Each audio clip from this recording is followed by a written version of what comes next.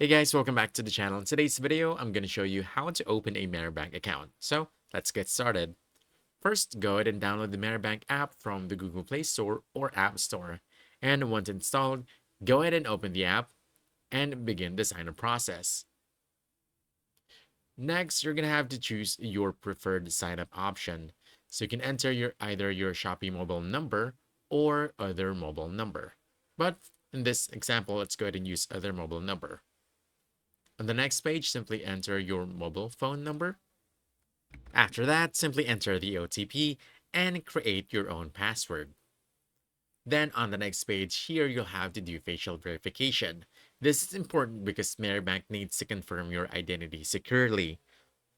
Then you're going to have to upload a valid government issued ID and complete the rest of your personal details inside the app. So make sure everything is accurate to avoid delays. And once you've completed all the steps, just submit your application and that's it. Your MariBank account will be created and you can start using it right away. That's it. Opening a MariBank account is fast, simple, and fully digital. So if you found this helpful, don't forget to hit that like button, subscribe for more quick guides, and I'll see you in the next one. Thanks.